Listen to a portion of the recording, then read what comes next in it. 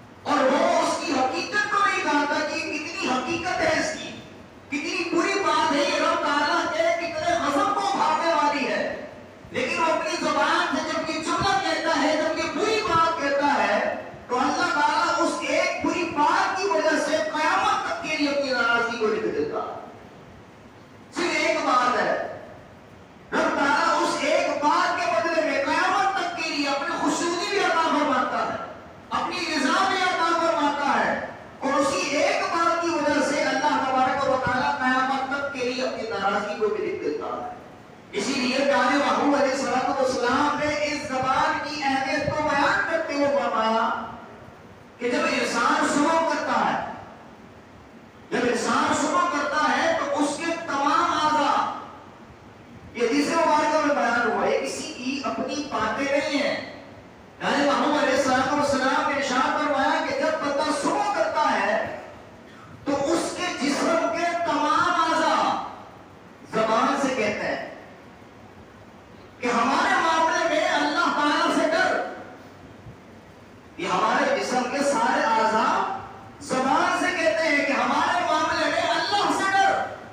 کہ اگر تو سیدھی رہی تو ہم سیدھے رہیں گے، اگر تو ٹیڑھی ہو گئی تو ہم بھی ٹیڑھے ہو جائیں گے. اسی زبان کی وجہ سے انسان قبول ہے کہ جملے سے اپنے گھر کو آباد کرتا ہے.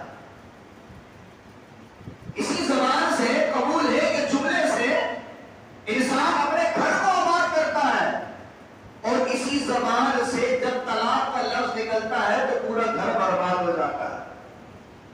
احادیث طیبہ میں جو ہمیں مختصراً باتیں بتائی گئی یہ بہت بڑی اہمیت کی حامل ہے. کہتی زبان ہے لیکن اس کا نقصان پورا جسم اٹھاتا ہے. انسان اپنی زبان سے طلاق کا لفظ کہتا ہے لیکن اس کا نقصان اس کا پورا قبیلہ اٹھاتا ہے، اس کا جسم بھی اس کا نقصان اٹھاتا ہے. انسان اپنی زبان سے گالی بکتا ہے، گالی دیتا ہے تو کوئی زبان کو نہیں کاٹتا بلکہ ہاتھا پائی کی جب نوبت آتی ہے تو جسم تکلیف اٹھاتا ہے، جسم کو اذیت ہوتی ہے. اسی لیے پیارے محبوب علیہ السلام نے ارشاد فرمایا کہ جب انسان صبح کرتا ہے تو یہ اعضاء زبان سے کہتے ہیں کہ اللہ سے ڈر اور سیدھی رہنا. اگر تو سیدھی رہی تو ہم بھی سیدھے رہیں گے، اگر تو ٹیڑھی ہو گئی تو ہم بھی ٹیڑھے ہو جائیں گے. اور آقا دو جہاں صلی اللہ تعالیٰ علیہ وسلم نے ایک اور حدیث پاک میں ارشاد فرمایا کہ جس میں جنت کی بھی خوشخبری ہے. آقا دو جہاں صلی اللہ تعالیٰ علیہ وسلم نے ارشاد فرمایا کہ جو شخص دو جبڑوں کے درمیان والی چیز، دو جبڑوں کے درمیان کیا ہے؟ زبان. فرمایا جو دو جبڑوں کے درمیان والی چیز یعنی زبان کی، اور جو دو ٹانگوں کے درمیان والی چیز یعنی شرم گاہ کی حفاظت کرے تو اللہ تبارک و تعالیٰ اسے جنت عطا فرمائے گا. تو انسان اگر اپنی زبان کی حفاظت کرنے والا بن جائے، انسان اپنی شرم گاہ کی حفاظت کرے تو اللہ تبارک و تعالیٰ اسے جنت عطا فرمائے گا. لیکن آج جس طرح دین سے دوری ہے، انسان بدعملی کا شکار ہو رہا ہے، جہاں دیگر گناہ کرتا ہے اپنی زبان سے بھی گناہ کرتا ہے. اور آج ہماری محفلوں میں کوئی محفل شاید ایسی ہوگی کہ جس محفل کے اندر بےہودہ بات نہ ہوتی ہو. ہماری کوئی محفل، ہمارا کوئی گھر ایسا ہوگا کہ جس گھر میں گالی نہ دی جاتی ہو. گالی دینا حرام ہے. گالی دینے والے کے بارے میں پیارے محبوب علیہ السلام نے فرمایا کہ گالی دینے والا خود کو ہلاکت میں ڈالتا ہے. اور آج گالیاں دینا یہ ہمارا تقیہ کرام بن چکا ہے. گالی کے بغیر ہماری کوئی ملاقات یوں سمجھیے کہ مکمل نہیں سمجھی جاتی. سلام و دعا کرنے والے، سلام و مصافحہ کرنے والے سلام سے اپنی ملاقات کا آغاز کرتے ہیں، لیکن بعض تو اتنے بے باک ہو چکے ہوتے ہیں، سلام بات میں کرتے ہیں، ملاقات کرنے والے سے گالی دے کر اس کا حال چال پوچھتے ہیں. ہماری زبان تو اتنی گندی ہو چکی ہے کہ ہماری زبان سے گالیاں نکلتی رہتی ہیں، اور اس گالیاں نکلنے کا ایسا برا عمل ہماری زندگی کے اندر داخل ہو گیا ہے کہ اگر انسان مسجد میں بھی ہوتا ہے تو مسجد کے بھی ادب کو ملوز خاطر نہیں رکھتا. اتنی زبان گندی ہو چکی ہوتی ہے کہ ماں بہنوں کی گالیاں لوگ مسجد میں دے رہے ہوتے ہیں. جناب تمہاری زبان اتنی گندی ہے، تمہیں کسی جگہ کی، کسی مقام کی، کسی شخص کی اہمیت کا کوئی اندازہ ہی نہیں ہوتا، کوئی غرض ہی نہیں ہوتی. جناب آپ کس کے سامنے کھڑے ہو، آپ کون سی جگہ کھڑے ہو، کوئی اس سے مطلب نہیں ہوتا. زبان ہماری اتنی گندی ہو چکی ہے. اور اگر ایسے شخص کو کہا بھی جائے کہ جناب تم گالیاں بہت دیتے ہو، کہاں گالی دیتے؟ ہم تو گالیاں دیتے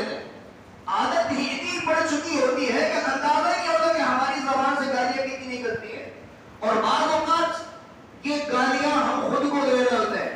اپنی اولاد کو بھی کہہ رہے کتے کے بچے، اپنے اولاد کو کتے کا بچہ کہہ رہے تو آپ کون ہے بھائی؟ آپ ہی کی اولاد ہے نا، خود کو کتا کہہ رہے ہیں، حرامی کی اولاد، حرام زادے، کیا ہے بھائی؟ خود کو گالیاں دے رہے ہو، خود ہی اپنی حلال کی اولاد کو حرام کر رہے ہو، اپنی زبان سے یہ جملے کہتے ہیں تیرا بیڑا غرق ہو، پھر جب اولاد کا بیڑا غرق ہوتا ہے تو پھر خود سر پکڑ کے بیٹھ جاتے ہیں۔ آپ ہی نے بددعائیں دی تھی، آپ ہی نے اپنی اولاد کو گالیاں دے دے کر اپنی اولاد کا بیڑا غرق کیا، خود کا بھی بیڑا غرق کیا، اپنی اولاد کا بیڑا غرق کیا۔ تو لہذا زبان سے اگر ہماری گالیاں دینے کی عادت ہے، بیہودہ باتیں کہنے کی عادت ہے، اور بعض گالیاں تو بہت ہی زیادہ بیہودہ ہوتی ہیں، مثال دے کر بھی نہیں سمجھا سکتا۔ سب سمجھدار ہیں، ماں بہنوں کی گالیاں ہم اپنی اولاد کو دے رہے ہوتے ہیں۔ جو ماں گھر میں موجود ہے، جو بہن گھر میں موجود ہے، جو ہمارے پاکیزہ رشتے گھر میں موجود ہیں، جن پاکیزہ رشتوں سے ہم جڑے ہوئے ہیں، انہی پاکیزہ رشتوں کے نام لے کر ہم اپنے اولاد کو گالیاں دے رہے ہوتے ہیں۔ اور یہی گالیاں اگر کوئی دوست ہمیں مذاق میں دیتا ہے، ہماری غیرت پر کوئی فرق نہیں پڑتا۔ یہ ماں بہن کی گالیاں، جب ہمارا جگری یار جگری دوست مذاق میں ہمیں گالیاں دیتا ہے، آپ کوئی سیکھ پانی ہوتے، ہمارا کوئی خون نہیں کھولتا، لیکن جیسے ہی جھگڑا ہو رہا ہو، کوئی گالی دے، میری ماں کی گالی دی ہے، میری بہن کی گالی دی ہے، ایک دم ہمارے ہاتھوں چلنا شروع ہو جاتا ہے، ہماری زبان چلنا شروع ہو جاتی ہے۔ جناب آپ کا دوست دے رہا تھا آپ کی ماں بہن کی گالی، آپ کو کوئی غیرت نہیں آئی، آپ کو کوئی شرم و حیا نہیں آئی، آپ کا دوست آپ کو گالی دے رہا ہے، آپ کی شرم و حیا کا جنازہ نکال چکے، جناب بہتر ہے تو میرا دوست ہے، تو میری ماں کی گالی دے، تو میری بہن کی گالی دے، بہتر ہے، میری ماں بہن کی عزت تیری عزت ہے، اتنی بھی میری ماں بہن کی عزت پمانا کرنی کرتا رہے، مجھے کوئی فرق نہیں پڑتا کہ تو میں غیرت ہوں، میری غیرت کا جو پیمانہ ہے وہ دوستی یاری اور دشمنی پر منحصر ہے۔ اگر میرا دوست دے گا تو میرا غیرت کا کوئی مسئلہ نہیں ہے، لیکن میرا دشمن دے گا تو میری غیرت کا لوگ جھنڈا لے کے کھڑے ہو جائیں گے۔ تو ہماری جو زندگی کا انداز ہے وہ اسی طرح چل رہا ہے، اور ہماری زبان سے جو بیہودہ کلمات نکلتے ہیں، بیہودہ گالیاں نکلتی ہیں، یاد رکھیے پیارے محبوب علیہ الصلوۃ والسلام نے ارشاد فرمایا کہ جہنمی کے اندر جہنمی کو ایسا عذاب دیا جائے گا کہ اس کے منہ سے خون اور پیپ نکلے گی۔ جہنمی کہے گی کہ کون بدبخت ہے کہ جس کے منہ سے خون اور پیپ نکل رہی ہے اور اتنی بدبو پھیل رہی ہے کہ ہماری اذیت کے اندر ایک تو ہمیں جہنم میں عذاب ہو رہا ہے، ہم ویسے ہی اذیت میں ہیں، تکلیف میں ہیں، اور یہ کون بدبخت ہے جس کے خون اور پیپ کی بدبو کی وجہ سے ہماری تکلیف میں، ہماری اذیت میں عذاب ہو رہا ہے۔ تو انہیں بتایا جائے گا کہ یہ بیہودہ باتیں کرنے والے اور بیہودہ باتوں سے لطف اندوز ہونے والے، آج لوگ شادی کی پہلی رات کے تذکرے کو بڑے فخر کے ساتھ صبح ہوتے ہی اپنی دوست یاروں کی محفل میں بیان کر رہے ہوتے ہیں۔ بیہودہ باتوں کے بہت سارے انداز ہیں، گالیوں کے ذریعے بھی ہم بیہودہ باتیں کر رہے ہیں، ہم میاں بیوی کے آپس کے تعلقات کو بیان کر کے بیہودہ باتیں کر لطف اندوز ہو رہے ہیں، اور بڑے ہنسی کے فوارے بلند ہو رہے ہوتے ہیں، چاہے وہ سہیلیوں کے درمیان باتیں ہو رہی ہوں، یا دوست یاروں کے درمیان باتیں ہو رہی ہوں، یہ باتیں کرنے والی نہیں ہیں۔ اللہ تبارک و تعالیٰ نے ان باتوں کو پردے میں رکھا ہے، تو آپ بے غیرتی کا انداز کیوں اپناتے ہیں؟ آپ بے شرمی بے حیائی کا انداز کیوں اپناتے ہیں؟ اگر آپ ان بے حیائی والی باتوں سے اپنی زبان کو ترک کیے ہوئے ہیں، آپ کو مزہ آتا ہے گالیاں دینے میں ماں بہن کی، آپ کو بیہودہ باتیں کرنے میں مزہ آتا ہے، ایسے کلپ اگر آپ سنتے ہیں جس میں بیہودہ باتیں ہوتی ہیں، آپ لوگ کنٹرول ہوتے ہیں، تو یاد رکھیے جہنم میں ایسا عذاب دیا جائے گا، آپ کو عذاب نہیں ہوں گے، لیکن آپ کی وجہ سے، اس گالیاں اور بیہودہ باتیں کرنے والے کی وجہ سے اللہ تبارک و تعالیٰ اس جہنم کو بھی اذیت میں زیادہ مبتلا فرمائے گا۔ تو اللہ تبارک و تعالیٰ ہمیں زبان کی حفاظت کی توفیق عطا فرمائے۔ آج ہم کہتے ہیں جناب یہ دوستوں یاروں کے ساتھ بیٹھ رہا، گالیاں سیکھ کے آ رہا، اسے یہ نہیں پتا گالیاں جناب باپ نہیں سکھائی، باپ خود گالیاں دے رہا اور کہہ رہا بچے اچھے نہیں ہیں، محلے کے بچے اچھے نہیں ہیں، صحبت اچھی نہیں ہے، پتہ نہیں کون سی صحبت میں بیٹھے، ماں بہن کی گالیاں سیکھ کے آ رہا ہے۔ جناب گالیاں آپ ہی سکھا رہے ہیں، پھر شکوہ دوسروں پر، لہذا اپنے گریبان میں جا کے آپ اپنی اولاد کو جو کر کے گے، آپ کی اولاد آپ کو کر کے دکھائے گی۔ اللہ عمل کی توفیق عطا فرمائے۔ وما